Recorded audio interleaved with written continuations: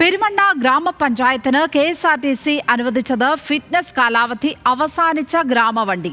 2025 ജനുവരി 3 വരെയായിരുന്നു കാലാവധി.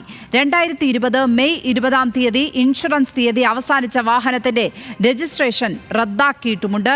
രതീഷ് വാസുദേവനാണ് ചേരുന്നത് കോഴിക്കോട് നിന്ന്. രതീഷ്, എന്തൊക്കെയാണ് ഈ വാർത്തയുടെ വിശദാംശങ്ങൾ?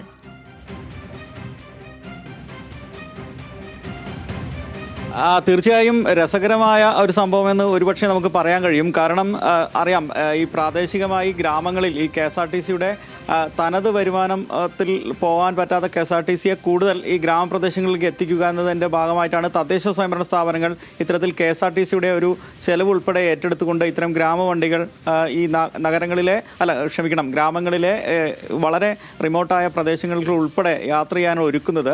ഈ ഘട്ടത്തിലാണ് പെരുമണ്ണ ഗ്രാമപഞ്ചായത്തും ഇതുപോലെ ഒരു ഗ്രാമവണ്ടിക്ക് വേണ്ടി KSRTC സമീപിക്കുന്നു.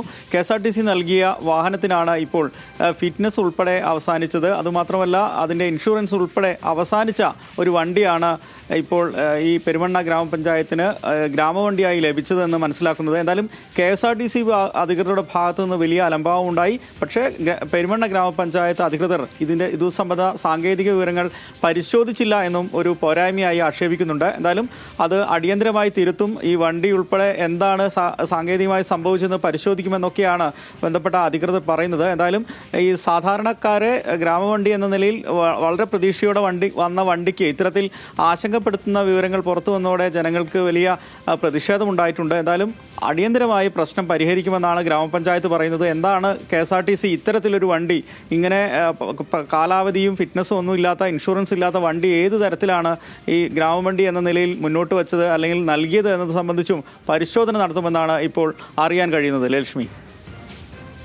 രതീഷ് വാസുദേവനാണ് വിവരങ്ങൾ പങ്കുവച്ചത് കോഴിക്കോട് നിന്ന്.